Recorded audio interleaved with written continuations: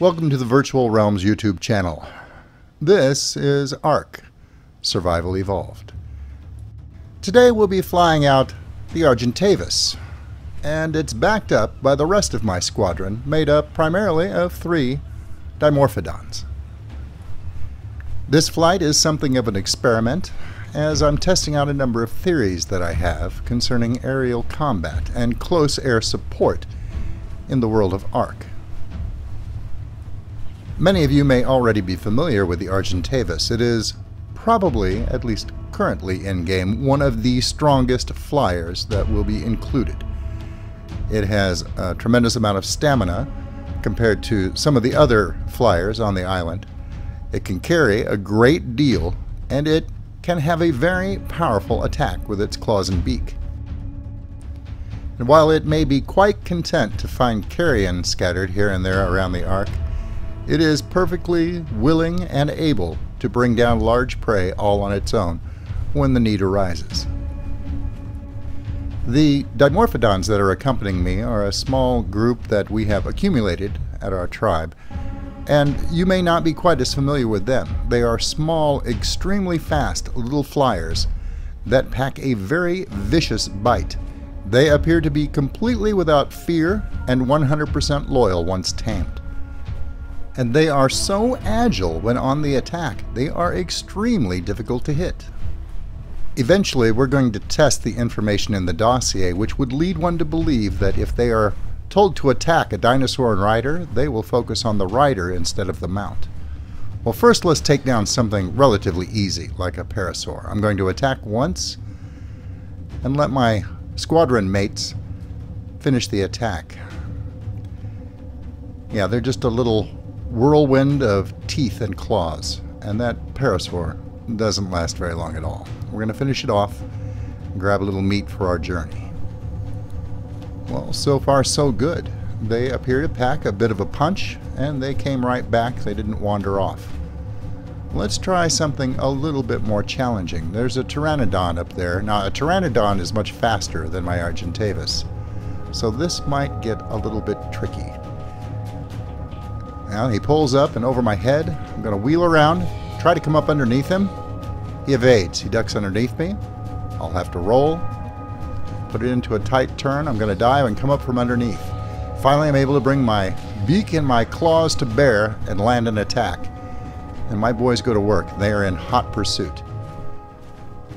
Well, I know that Pteranodon, can wheel around, and as far as pure speed is concerned, he can outrun my Argentavis. Look, he's diving for the waves, pulls up just before he hits the water, gathering speed, and he takes off. We're going to push it and see if we can catch him. My little guys are trying, but they're not able to close the gap on him. Well, that's all right. I have a feeling that my little friends are determined to bring down their prey. You see, Pteranodons, although they're fast, they don't have a lot of stamina. So it won't be long before he's going to have to land. What I'm not sure of is, will my little flesh-seeking rockets stay with him and follow him long enough for him to be forced to land? Now he's cagey. He's heading into the forest. It's very thick and overgrown and quickly lost from sight. My squadron mates are about to enter that forest, and I begin to have second thoughts. I attempt to call them back, but I forgot you can't call them back with a whistle while mounted for some reason. So we have little choice but to follow them into the thick wooded area. Almost immediately they are lost from sight. I'm going to have to break out of this foliage before I get completely disoriented. I don't want these little guys to get killed for no good reason. So we're going to gain altitude, and my worst fears are realized. I've completely lost sight of the flight. I'm going to circle, and they must be further in. We'll go ahead and speed forward a little bit. They haven't come back up, so the Pteranodon may have gone to ground. If so, that's a good thing, but I don't know if my little buddies are going to come back to me now. We put some distance between us, and I don't know what the range of their homing instinct is. We're having a little lag tonight, and that's not helping my state of mind. Alright, we'll get around here, and there they are. Below me, coming up to meet me. Excellent. I don't see a message as to the death of that Pteranodon, but I have a feeling they took down their prey, considering they were coming up from the ground. I think they were able to successfully run him down. Well done, little fellas. Let's see if we can't put your fighting skills to the test.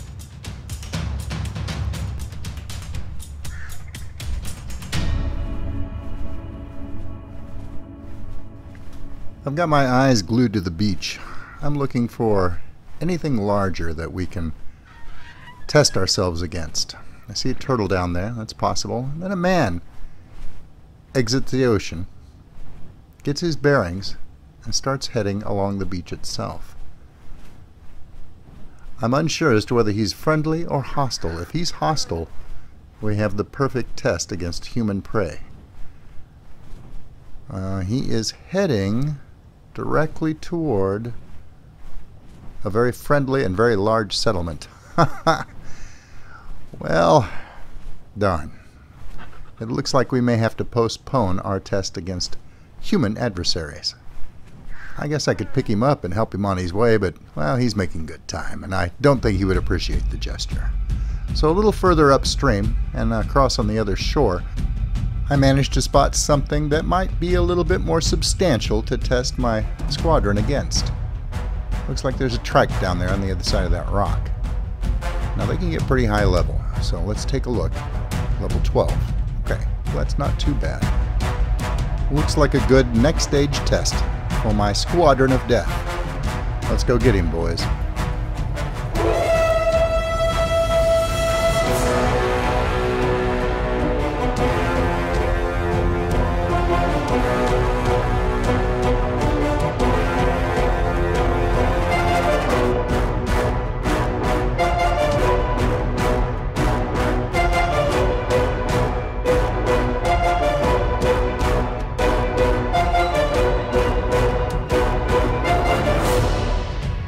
Well, if you crossed a whirlwind with a fistful of razor blades, I think that's pretty much what it would look like.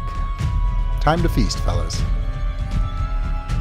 Once we're done here, let's go see what else we can find.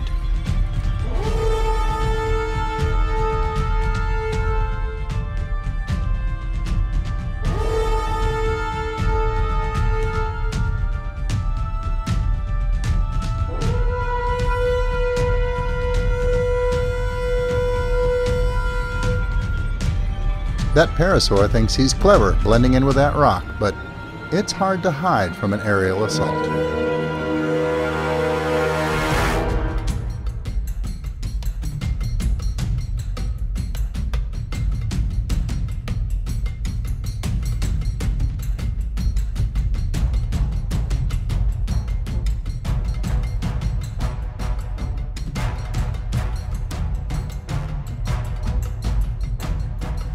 His will to survive was strong. That was a daring leap, but it was not strong enough. We'll proceed upstream in search of larger prey.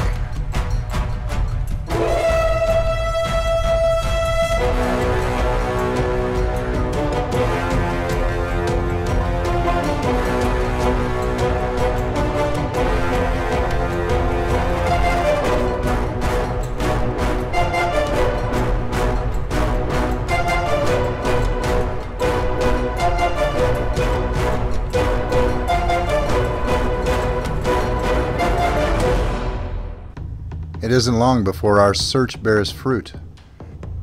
Finally, the true test I've been searching for. A T-Rex, killing an Ankylosaurus. Now that's a mighty tall order for my three little flyers, but he is distracted. I have no doubt that he's going to kill that Ankylosaurus here in short order. Let's study him for a moment. He is distracted. Let's take a look. Oh, he's just level 3. Still, he's a T-Rex. Ah well, you never know till you try. Let's go, boys. It's time to earn your wings.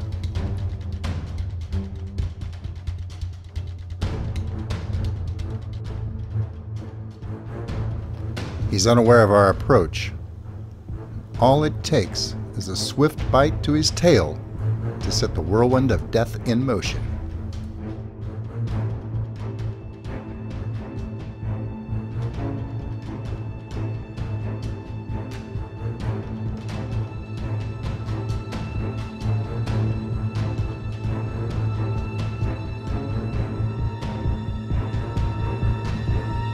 I'm concerned, but my little pets are proving too fast for the large carnivore to get a bead on. He's knocking trees over in his frenzy to try and kill them before they kill him.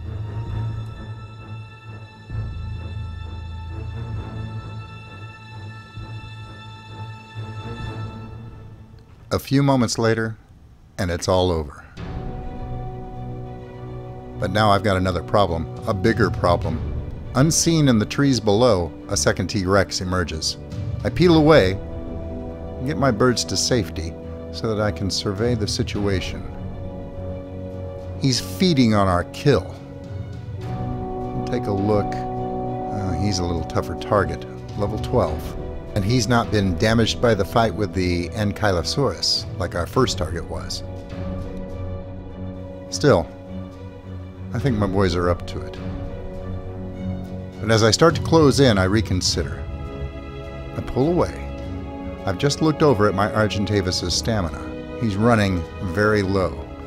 I don't really want to take him into what is potentially going to be a very nasty little combat with stamina at that lowest state.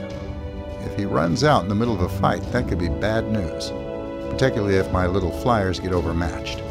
So I'm going to land on a reasonably safe island. I still have to watch it. Spinosaurus and large crocodiles have been known to inhabit these parts. So I got to keep my eyes open and get back into the air just as quickly as I can. Stamina refreshed. We're going to go ahead and gain some altitude now. And make sure that our friend is still distracted. This is my last chance to change my mind. Do I really want to put my bird and my flying reptiles at risk? They're none of them particularly high level or powerful individually. But this is a test. And if necessary, we can always start again with fresh creatures. But, well, we're going to go for it. But I'm going to do one thing a little bit different this time. Since this fight is going to be distinctly more difficult, I've decided that I'm going to enter the fray myself. Oh no, he's finished off the other T-Rex, and he is aware that we are coming. And he's fresh for the fight, but we're committed, and in we go. I'm going to jump off my bird, run across his back, and land behind him. Pull out my pike and stay under his belly, stabbing upward at his more delicate underside. My birds and my reptiles are attacking viciously to back me up, and I'm getting kicked around a little bit, but the T-Rex goes down. That was a little intense. I took some damage in that, but my birds, well, my bird and my flying reptiles, they seem fine. As a matter of fact, my Argentavis has his beak buried in the T-Rex's guts. So I'm going to mount up, finish feeding, and take to the air again. Well, I'm going to call this initial test a success, and we're going to head back downriver toward the ocean and our island home. Once I get back, I'm going to level up my mount and the rest of my squadron mates here and make them just a little bit more powerful for the next trip out. I also have plans to expand my squadron. Can you imagine what 6 of these things could do? Or even 12? My only disappointment, slight though it may be, is that I didn't find a human adversary to test my squadron against. But that will come in time. Being airborne on the ARK has a lot of distinct advantages. You see things that you would never see from ground level. And when you do engage in combat, you have the ability to engage or disengage at will. In fact, about the only real weakness you have is raw attack strength. But that's what I'm hoping that this trained pack of Dimorphodons will address. And if they have a tendency to target humans instead of their mounts, as their dossier suggests, that makes them a nigh perfect biological weapon. One that is ideally suited for use by an aerial combatant.